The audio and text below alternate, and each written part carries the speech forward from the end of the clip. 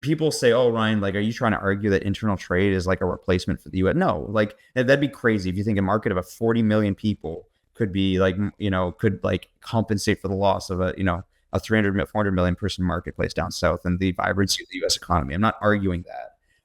But what I am arguing is, A, you don't have to go down to Mar-a-Lago or Washington, D.C. for this. But B, like, I think that the numbers do show that there are real gains to be had, and they cascade really quickly.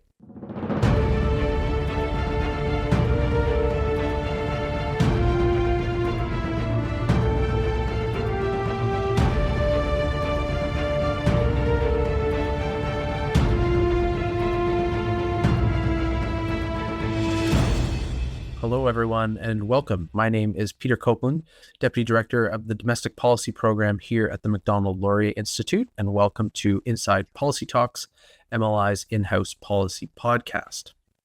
Trade and tariffs and other forms of regulatory burden are on our collective minds as we appear to be entering a changing geopolitical situation globally, shifting from a unipolar to a multipolar world order in which economic statecraft and geoeconomics are taking on renewed importance, it would seem, and the United States is calling on its allies to take care of their own backyards, and the threat of China looms large. Joining me today is Ryan Manucha. Ryan is a leading expert on interprovincial trade in Canada and in general, and a frequent contributor to MLI. He's a graduate of Harvard Law and practiced corporate law and is frequently called upon to advise agencies and governments about matters of trade. His book on the subject won the Donner Prize for Best in Canadian Public Policy, Booze, Cigarettes, and Constitutional Dust-Ups.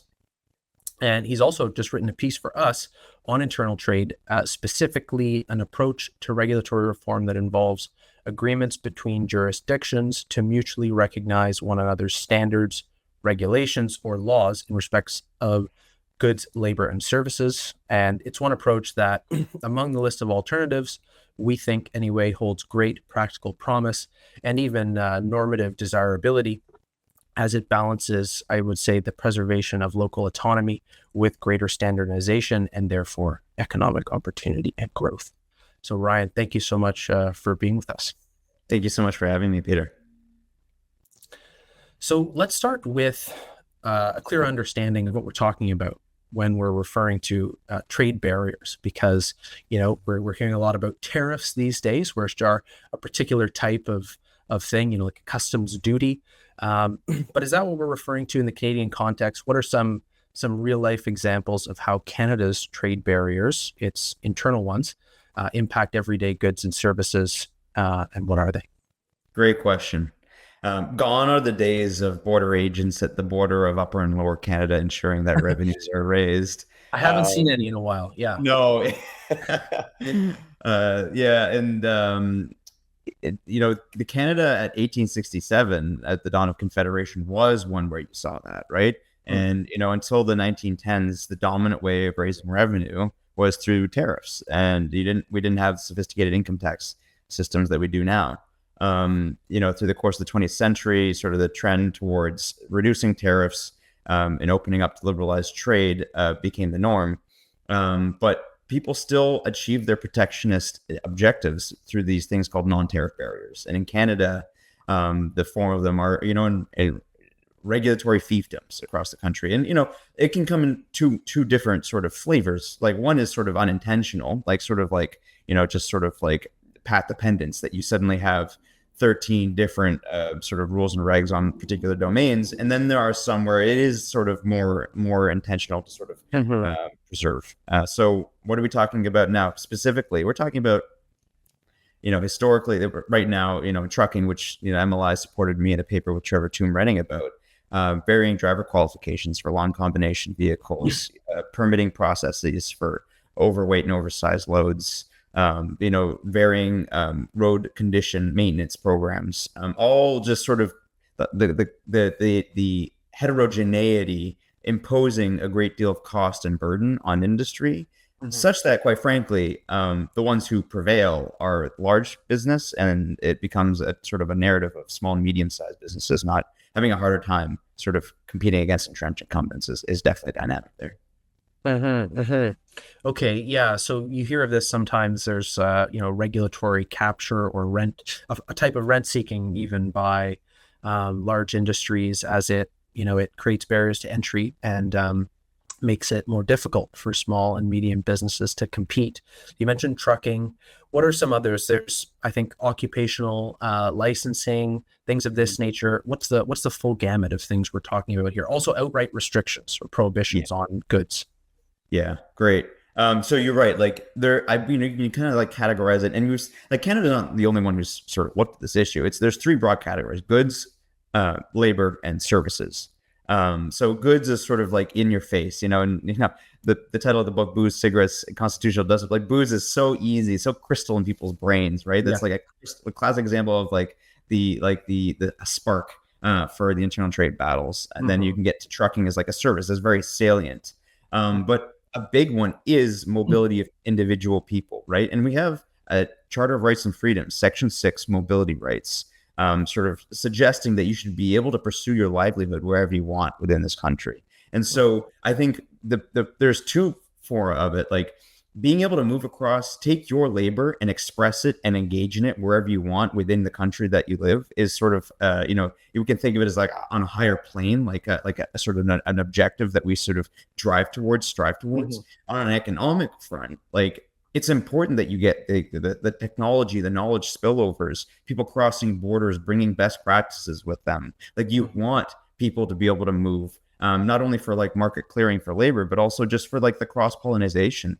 And what happens is like our companies get more competitive. They become stronger. They can, and when it's coming to competing for contracts on the international scale, they're better able to do so because they've been sort of they have an internal market that fosters innovation and competition.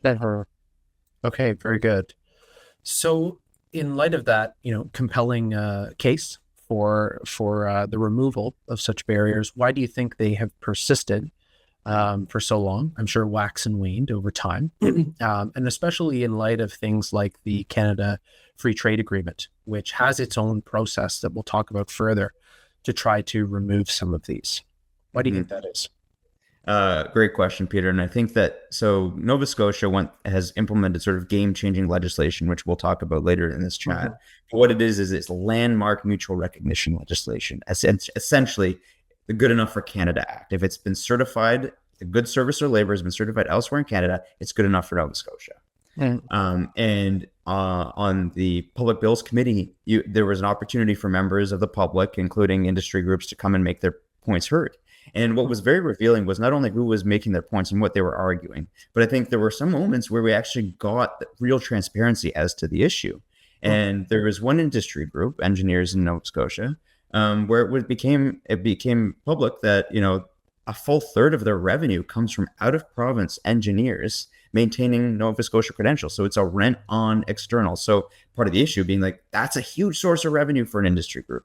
And Mhm. if you suddenly sort of change the rules of the road here, that's cataclysmic. Mhm. And not just industry groups, but provinces where like permitting and your renewals are an important source of revenue. And the classic example of Gerard Comeau, who goes across the border to Quebec for cheaper beer, right? Mhm. Alcohol NB is an important source of revenue for roads and hospitals. And Peter, you might have thoughts on this. Like part of federalism is giving provinces the opportunity to generate revenues to be able to regulate and sort of maintain policy programs that their Mhm. local constituents prefer. And if that's their source of revenue and you cut it off, you're like, well, okay, the trade-off is like what happens to the program? Do we have to find revenue elsewhere? Like how do I still fund my hospital, I guess, is the question that they're all facing. Mhm. Yeah, yeah. Okay, so we'll get into the benefits and some of the common criticisms later, but that's a good overview here. Let's talk further about the CFTA, the Canadian Free Trade Agreement, because you also just did a paper for CD Howe owning in on this topic. Um, they have a regulatory reconciliation and cooperation table that was created through the CFTA. So first, tell us a little bit about the CFTA, and then this process for resolving regulatory differences. Um, how does it work? Or I guess maybe you would say it doesn't work that well. And is it an easy fix for policymakers to work through the existing Canadian Free Trade Agreement to arrive at more regulatory harmonization? The Canadian Free Trade Agreement is a very innovative approach to dealing with internal trade liberalization. It's part like we engage like its predecessor came about 30 years ago, the AIT, and then the CFTA replaced it in 2017. And as you say, it came with this really cool regulatory venue where you bring subject matter experts together and you say, hey, we're looking at the issue of first aid kits or construction codes or upholstered goods regulation. Let's reconcile. Let's try to figure out our differences so we make it easier for industry and ultimately to make this a more liberalized trade on this good or service. It's incredible. It finds a precursor in the RCC, which is between Canada and the US, like essentially where are the regulatory differences that are creating frictions, and let's reduce the transactional costs. At the end of the day, it's like, how can we reduce our transactional costs where they're not necessary? And it's been around for 8 years. And so in this paper, I did a sort of, I studied the institution itself, this 8-year-old institution. I did cross-country canvassing of sort of leaders in the field to understand what makes it tick. Because there's the poster child of this institution is the reconciliation on construction codes set to bring about $1 billion in savings by about 2028. Right. And the question there was, why did that work so well? Like that worked extremely well. And what did we learn from that, and how can we leverage it? So it's the secret workhorse. And to sort of close this one out, and I won't keep droning on, Peter, but we have this RCT. It's sort of the regulatory leaders across Canada getting together in a room to sort of decide how can we hammer out regulation. Sitting above them is a cabinet level body called the Committee on Internal Trade. And we've seen, it's called the CIT. And what's been so incredible about the past 12, 14 weeks, I've lost track of time. We've seen them meet 3 times. This is a body that met maybe once a year. They've met 3 times, and they are now committing to meeting once a month. Like, it's an incredible cadence, and that's wonderful. But at the end of the day, you need the body that sits underneath them, this RCT, to work really, really well, because we are in the spotlight for only so long, and you need these regulatory officials to be able to, next year and the year after, be able to compound on their successes. Right. Yeah. Well, tell me what you think of this perception. Construction codes. It's something maybe that's less politically contentious. Maybe the housing affordability and general construction delay, permitting, etc. challenges made that something that is really politically attractive for a lot of provinces, and so that was something that was pursued. And then obviously, not much has been happening up until now. A very external threat, kind of causing Canadians and local and provincial politicians to put aside some of the longer standing concerns to pursue more liberalization here. So is it fair to say, so much of this is driven by the political moment and various interest groups and what have you? And what do you think that says about the robustness or maybe lack thereof of the processes that are put in place to resolve these sorts of things?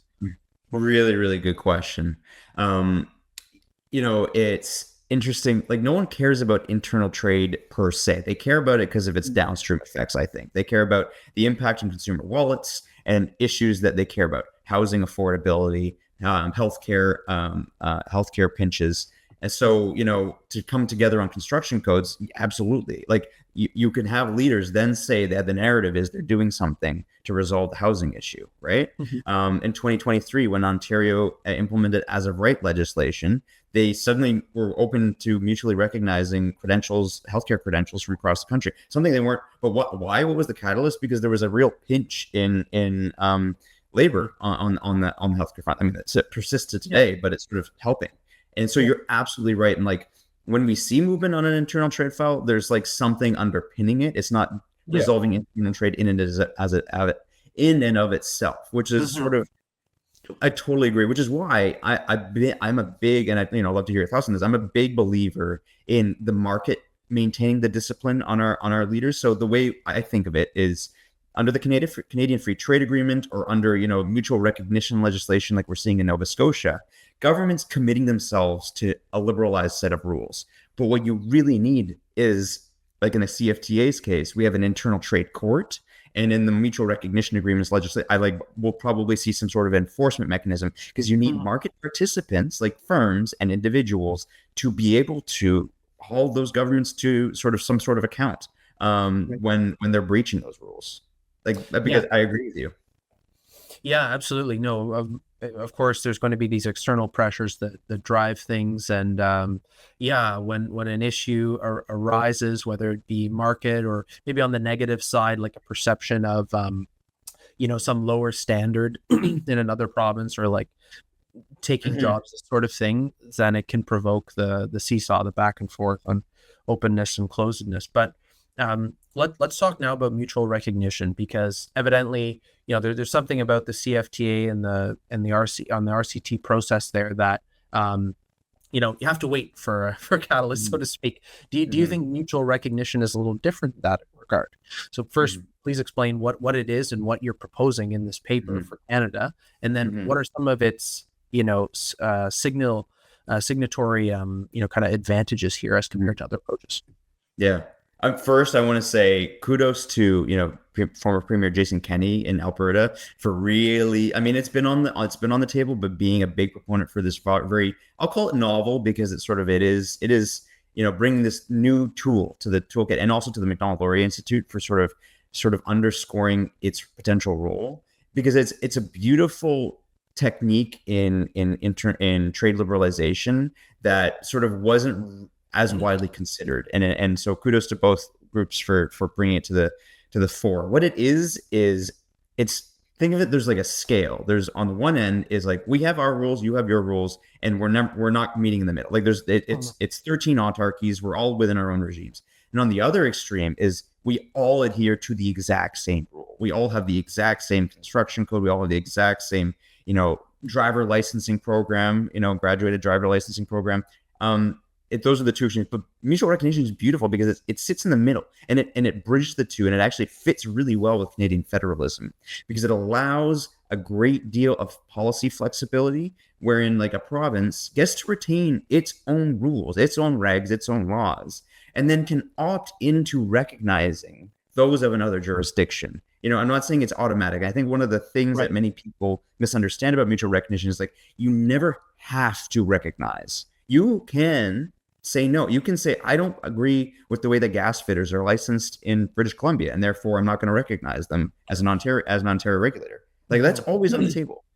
What's so key about it is, as an Ontario regulator, if I reject it, I have to give a reason. It's grounded in justifying the exclusion. But it always gives government actors the ability to decide what it looks like for them. Yeah. So, I can see how this balances the competing, important values in play in these tough questions, such as local jurisdictional autonomy, wanting to still have some differences between provinces, and yet requiring the justification that really, makes it non-arbitrary, some of the exclusions. So how would this really affect Canada if, I guess, in this approach, you have a first leader, Nova Scotia, right, who's adopted its legislation. Is the idea here that, and if we're going the provincial route, that other provinces do the same, or something Canada-wide is put forward? What do you think the approach can look like in Canada, and what would its effects be?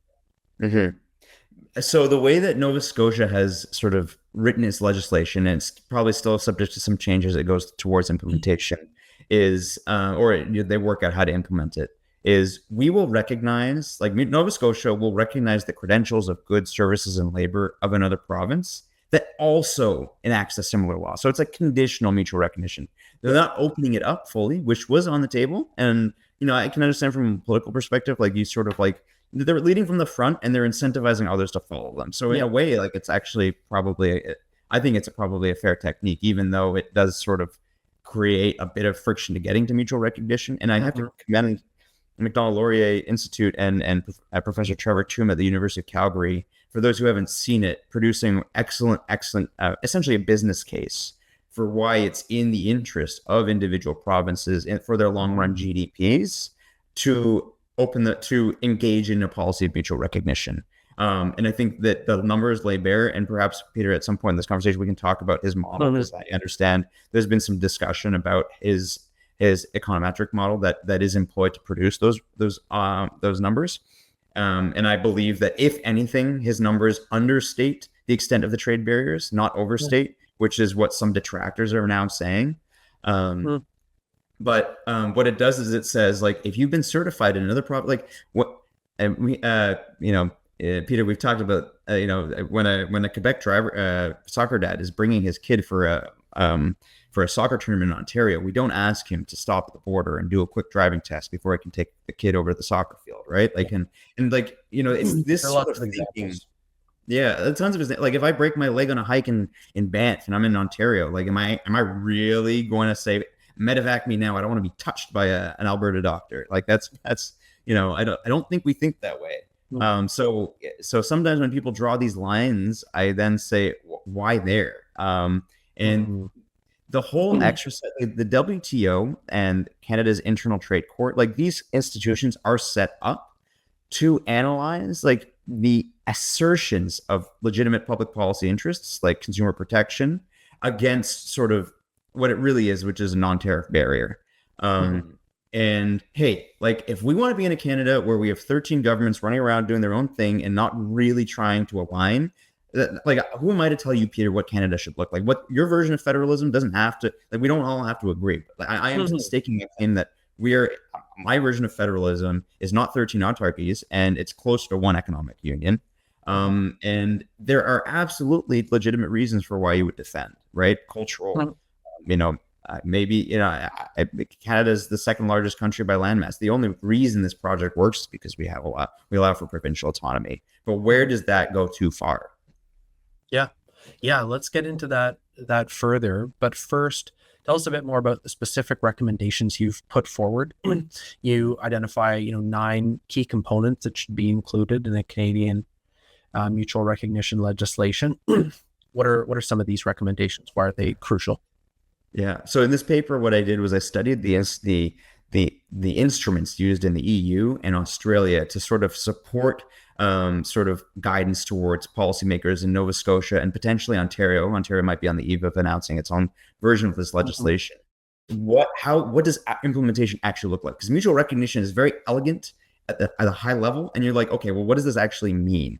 And so the first thing I always say to policymakers is, mutual recognition is not like a light switch. It's sort of a commitment to engaging in a reason-giving and trust-building exercise. Yes, there may be short-term benefits, right? And I really hope there are. But it's a commitment for regulators to understand the way that things are done elsewhere, to be able to say, maybe not tomorrow, but maybe in 6 months or 12 months, hey, we'll accept those pressure systems, or we'll accept your doctors or your teachers, because we understand how it is, right?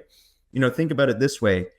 There was this great case in the Canadian Free Trade Agreement Trade Court where a crane operator from Quebec came over into Ontario, and Ontario said, no, we don't recognize your credentials. And so there was this back and forth essentially that happened where this Quebec crane operator explained to Ontario, yes, I might not have taken that course or done that exam, but look at what I did in Quebec to obtain my qualifications and my experience. And this functionally covers off what you're looking for, right? And so, there's part of it, protectionism, whatever, maybe that's the first instance answer. But part of it is like how getting the Ontario crane operator regulator to gain greater familiarity with the educational path of one in Quebec. So a lot of my recommendations, I think the more prominent ones are, again, leaving if a regulator in Manitoba says no to a nurse coming in from New Brunswick, they can do so, but there's got to be a process. Reason giving, and the reasons for the rejection go to the individual, go to the foreign operator, go to the other regulators, to expand on why it happened, and then maybe engage in a conversation. So I think what's very instructive, and then is Australia's experience, where within 2 years of enacting a mutual recognition framework, Pan Australia, 15,000 people engaged in that apparatus to move their labor qualifications to another Australian state. Like there was strong desire to move, and it facilitated this. And then the other example is within 5 years of Australia's program going into place, we saw the licensing qualifications for 20 occupations get escalated to a national standard because there was enough back and forth where they were like, there's a lot of transaction costs. Again, coming back to transaction costs, I'm trying to figure this out. Let's try to get to a national version of this and then be able to sort of not continue to bump into this problem. And it created for a lot of synergies there. Okay, very good. So let's talk about the immediate next steps, so to speak. If provinces were to adopt this, some, not all, what would be the key industries that are the low hanging fruit, and which ones do you think would prove more problematic and harder to achieve this? I think that the one that I think is the most important is enabling labor mobility. Like not only from, I think most important is from like a rights perspective, like actually being truthful and honest about like what and bringing to fruition Section 6 and what it means about being able to move within your own nation and pursue your livelihood as maybe like a nationalist emotional argument, but on like a sort of like a benefits argument, again, like allowing like the mobility of individuals to move within our country just promotes so much prosperity. And so we need to move to the Australian model where you move and within 30 days, and so you move, and the presumption is you tell the local regulator, hey, I've arrived, here are my credentials, I'm notifying you, I'm going to get going. And then within 30 days, they have to evaluate your profile and say, actually no, and then give all the reasons and tell your local regulator. And then, there's going to, back and forth between regulators. Or, hey, by the way, okay, that's fine, but, take this extra, I'm going to add a condition around your license. And this is how you improve it. Again, reason giving, notifications, interregulator dialogue. But it's 30 days service standard, and which has been mandated. You change the presumption. Folks, you have kids at home. You have a partner who's coming with you, and you don't even know if you can practice. Your craft is a pretty high bar. And so that's what we're solving for. Right.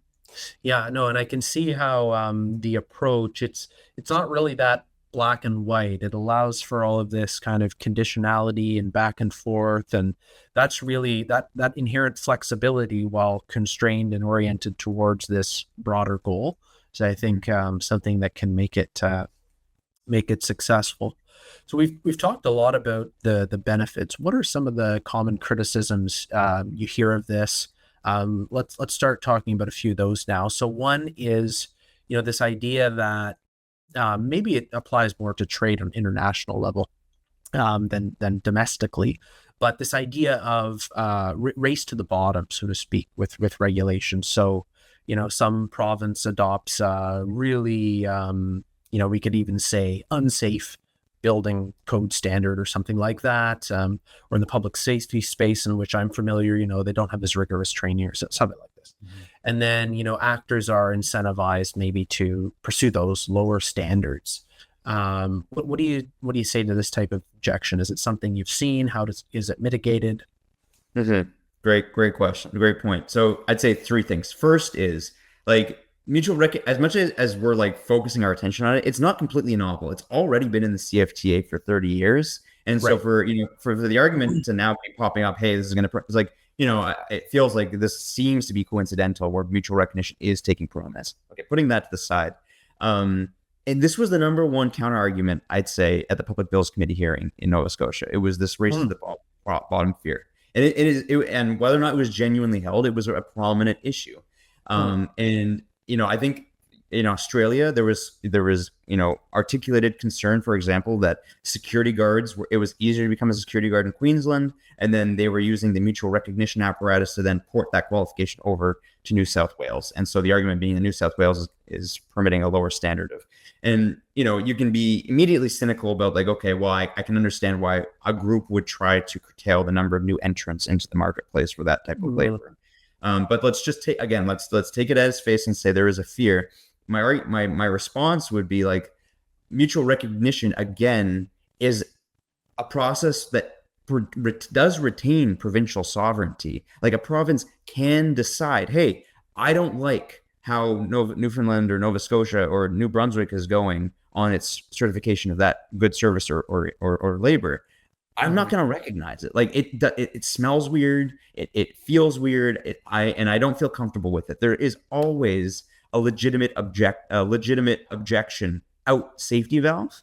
So then I think if you're going to continue the argument about race to the bottom, you then have to make the argument that your own home regulator felt compelled to ratchet down the standards, even if they have a safety valve in place. And that's a scenario and a hypothetical I don't really want to engage with, because I think it's demeaning to our home regulators who, are very principled and are very well reasoned. And it's suggesting that they may not be able to stand up to that pressure. And I don't want to get into that. Right. Yeah. Okay. Yeah. I can see how there are a lot of checks and balances against that sort of thing happening here, especially when you're within a country, right? And the standards are relatively similar. But it's something that I think you see internationally for sure. But again, it's good to recognize here with mutual recognition that there's this justification that you have to undertake, and like you don't have to adopt that standard, right? So, and I think that, like, sorry, I don't mean to cut you off, but like, if we really wanted to go to the extreme, the federal government could flex its trade and commerce powers and start to be more interventionist in the field of standards and national standard setting, and really aggressive on provincial proclivities to not accept an out of province standard or certification. That's like, I don't know, that's a card in the back pocket. I think there would be a lot of friction, and you probably know better than I do about like what this could mean for the Confederation if we start having a very strong trade and commerce power exercising federal government. Yes, for sure. But I mean, it's something that Macdonald Laurier has written about at its inception. Actually, Brian Crowley wrote about this, and we've undertaken a project here on the Economic Vision Constitution, drawing from yours, Trevor's, and Malcolm Lavoie, among others, work that point clearly to the the clear language in the Constitution that you've referenced. Labor mobility rights. There's also just the section that states quite clearly again that goods and services have to move freely uninterrupted across borders. But that hasn't stopped the courts from not really affirming to the fullest degree these sorts of principles, and the question of how they would interpret the use of the trade and commerce power if challenged is of course another question, but certainly on paper it's there, something as you say, in the back pocket. So one of the other issues you hear is and again, this is more pronounced in international trade, but you could maybe see it with the case of liquor, or some goods and industries within Canada here, that with fewer barriers, let's say, or different regulatory standards, you could have a loss of jobs, considerable number in some provinces. And one of the approaches that's often put forward to this is to compensate the losers in this case. If that's something that government should undertake. We're even seeing this right now with auto workers, actually, that there's been some promises, to kind of to help them, which is certainly salutary. But I want to ask you, do you think that's something that would really address what the core issue is, from people expressing this concern, that they'll be happy, so to speak, with financial compensation? Or is it more of a it's kind of like a wound to them, and maybe there are important reasons why people engage in that practice in that province? There's a history associated with it, as a lot of spillover effects, you might say, locally, like it contributes to the social fabric, or to other economic downstream effects.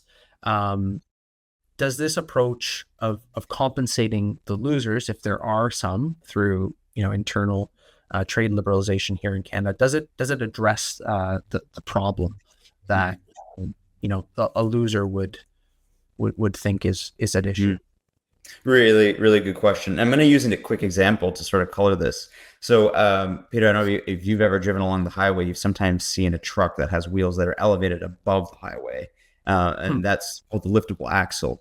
And the purpose of it is that if you have a really heavy payload, you want to disperse that as amongst as many wheels as possible, in order to sort of reduce the wear and tear on the road. But it's sort of two things. One is a driver may not always want to employ all of its wheels in order to preserve them, sort of maybe a bit of a short-term sort of objective there, but sort of like not drop that liftable axle down when they need to, or they forget to drop it down. And a study in Ontario found that driver misuse of the liftable axle, whether purposeful or not, was contributing to an additional $300 million a year on infrastructure, especially on roads and bridges, especially in tight turns. And so then, but you could argue the liftable axle innovation made trucking very innovative, very, very efficient. It contributed to liberalized trade within the country, and it had a positive knock-on effect. But it was cost, because of the implementation of the policy, cost Ontario $300 million a year in extra wear and tear work. So then you say, okay, if the net benefit to the whole of the country is, I don't know, $1 billion, and the cost each, it's sort of aggregating the cost and saying, okay, we'll side payment off to Ontario. Like it's better off that we have the liftable axle in the back wheel of our trucking fleets than not. And in order to get Ontario to make sure it prevails, we'll give them a side payment. So sorry, that was a long example to explain that, like, if the aggregate benefit is there, then you can make side payments to compensate the losers. And I know that's very easy for sort of like me to say from the comfort of my home, and I'm not sort of going to be subject to sort of a shift. But the economic argument is there that you could sort of do a side payment and sort of help overcome the loss in a revenue stream, or the revision to infrastructure to permit longer and heavier trucks. If that's what the holdup is, right? If the holdup is, purely financial, maybe the government is able to see the collective action problem and able to come in and break the deadlock by way of a side payment and the power of the purse. Right. Okay. So another question here about, I guess you could call it, like the social contract, or attachment to place, these sorts of things, commitments and loyalties. Again, more things that you see at the international level, but some examples include, when foreign companies operate in Canada, but they pay taxes abroad, or professionals, such as nurses, they get accredited without being educated, which takes a long time. It takes connection to place, investment through paying taxes, all these sorts of things in a location. But then they do that abroad, but then they just come to work, in Canada. Does this have an effect, do you think, on the shared responsibilities and reciprocal obligations that underpin local communities, as people and goods move more freely, but with unequal levels of commitment or contribution to the places that they benefit from? Does that, do you think, in your view, create a weakening of the foundations of civic trust and social cohesion? And could it, again, it's more of an international movement context, but could you see that happening in Canada, or is it not an issue? You mean like, New Brunswick sort of tax dollars paying to train its doctors and then the doctors leaving is sort of what you're this sort of thing. Yeah. And I mean, that's absolutely a factor, and which is why, like, it being a national problem is slightly different, because I think that, like, our national prosperity is unique. I think you're right to draw a difference between this problem and an international trade situation, because, like, we have common goals, right? Common defense issues, common currency issues, common things that, like, thread amongst all of us. But I can understand that, like, you also have, like, regional differences, like, federal regional policy, you may want to, spur employment in an area that sort of is maybe sort of a little weaker economically. And in doing so, you're creating technically a trade barrier, because you're saying, okay, you can only hire local labor for these projects because the whole idea is to spur economic growth in that area. And then you're discriminating against foreign labor. It is this balance. It is this absolute trade-off. That's why, I don't think we're ever going to get to zero trade barriers, because I think we're going to have these other objectives that we do care about, that trump, for the time being, sort of just general GDP maximization. No pun intended. Yeah. Sorry, continue. No, yeah. No, sorry. Okay. Well, good segue, I guess, to kind of the larger international scene that we're seeing right now with respect to trade and tariffs and barriers. I would say, to back up even a little further, across the Western world, we're seeing challenges to the post-war consensus that really stressed, I think anyway, openness as, and I'll put it a bit critically here, as the answer to every problem. So open borders, open markets, trade, open norms and values. Some continue to think that more of these things are always what's needed, and that, desires for solidarity or a sense of home, more equitable distribution of resources, balanced makeup of production and consumption sectors of the economy, they're either not possible any longer, or not worth the price of admission. And I wonder that, perhaps counterintuitively in this case, greater domestic economic freedom through the proposals you lay out is actually a healthy way of fostering, greater domestic unity and solidarity, especially in light of this new geopolitical order that's, stressing economic nationalism, economic statecraft, all of these sorts of things. What do you make of, first this kind of characterization, I've laid it out, and then the possibility of greater trade liberalization internally fostering some of these deficits of, communitarian deficits, let's say. Yeah, I mean, you're absolutely right. That's what makes this file so unique, because you're balancing the nation state objective relative, and I think it's different, right? 6 months ago, if I talked to a firm in Manitoba, they would have said, yeah, if I have to go through regulatory hurdles, I'm gonna try to sell into Massachusetts or New York. It's worth my time to do that, not to go into, a neighboring province. And because that's off the table, the whole, it's given politicians, I think, first of all, great cover to undertake some reordering and reprioritization that would have been hard politically in yesteryear. But because, the north-south linkages have been severed so severely, at least for now, they can innovate. But I think more broadly, to your point about maybe more broadly about like friendshoring and rethinking, what can we, is there something to be said, the notion of borders and the nation state has reignited, and we saw it start in COVID, right? When vaccines got withheld from us, even though we're part of a North American supply chain, because Americans were going to get vaccinated first. We couldn't get 3M masks, and we had no domestic production capacity because Americans came first. When push comes to shove, you care about your own. And it was so bare during the pandemic. And so I agree with you in that, we got a little, we when things were good, when interest rates were coming down, when, prosperity was on the rise, everything was rich and great, and we didn't care that borders didn't matter. And now suddenly we were reminded that they do. Yeah. And just building on this a little bit, could you help quantify a little bit, the potential benefits to Canada right now, and perhaps qualitatively the additional leverage we might gain in this newly competitive world order, both with the United States and with other countries, as they seemingly look to rejig some of their trade arrangements. What do we stand to gain from economically and pure numbers, and then some of this leverage from trade liberalization? Yeah. With work with Professor Trevor Toom, we've seen maximum policy intervention leading up to, $200 billion a year boost the economy.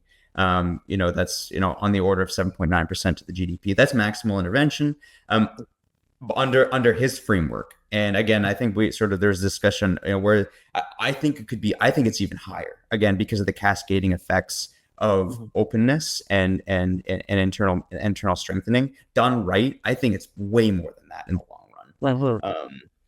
But he's even done excellent work provincially, right? Looking at, for Nova Scotia, who's on the forefront of this, if they were to open up unilaterally with mutual recognition, a boost of up to 4.1% long run into their GDP. And he's done these excellent calculations across the board. So we're looking like, and people say, oh, Ryan, like, are you trying to argue that internal trade is like a replacement for the US? No, like that'd be crazy. If you think a market of 40 million people could be like, could like compensate for the loss of a 300, 400 million person marketplace down south and the vibrancy of the US economy. I'm not arguing that. But what I am arguing is, A, you don't have to go down to Mar-a-Lago or Washington, D.C. for this. But B, like, I think that the numbers do show that there are real gains to be had and they cascade really quickly. Undoubtedly. I almost hesitate to ask this, bit of a technical, nerdy question, but I can't hold back now. With this kind of forecasting, I think you see this in any discipline. It almost holds static, like the rest of the world, the causal impacts on other factors that are not measured through the model. And so undoubtedly there would be, some degree of trade liberalization, tremendous economic benefit. But undoubtedly there are also other effects, to these sorts of things that, maybe just come up more qualitatively in like people's responses, political reactions, all that stuff can't really forecast. But then there are other things, I think it's fair to say that, our civic, social, even, mental and physical health, it's somewhat negatively affected by, let's call them community issues or, community tie issues. And I'm not pointing, I'm just using that as an example. To what extent, like, does this type of modeling, do you think it leaves out some other, potential negative effects that, might be included in a calculation going forward? Like, I just find it's something that you see in numerous disciplines, right? Like they will say, okay, here's a model of my intervention, and then it's going to lead, for example, like healthcare investments, so all these sorts of things. But then it's going to have so many other effects that are just not counted by the model, right? So is there anything going on here with respect to this? Is it either you think it's an understatement, the projections of the economic benefit and perhaps others? But are there some other things to be wary of here at all with respect to, causal impacts broader than what the model forecasts?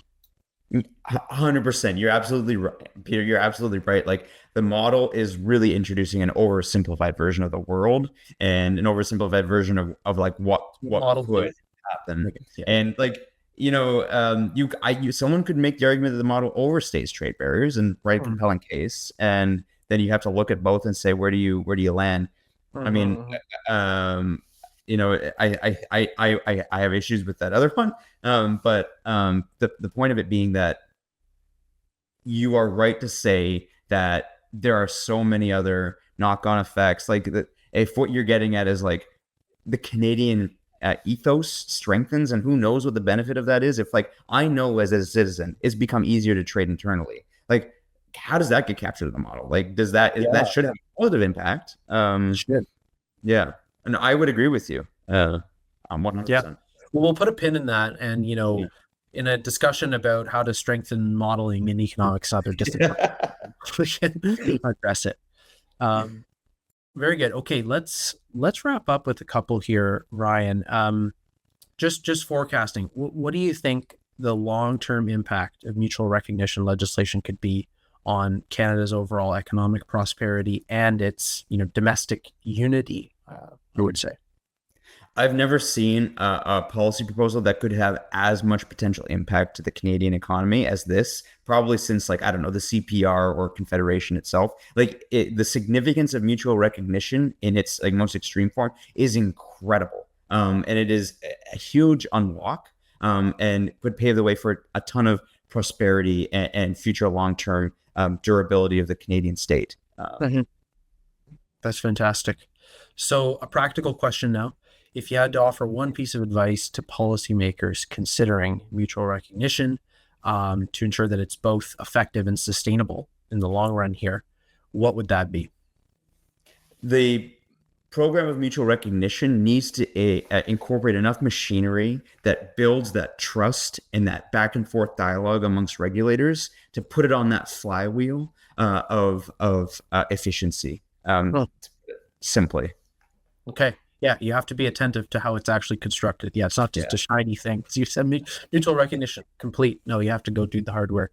Okay, that's great. Well, Ryan, thank you so much for this very enlightening discussion. Before we go, tell us what you're doing now. What are you doing these days? Where can people go to follow your work if they want to learn more?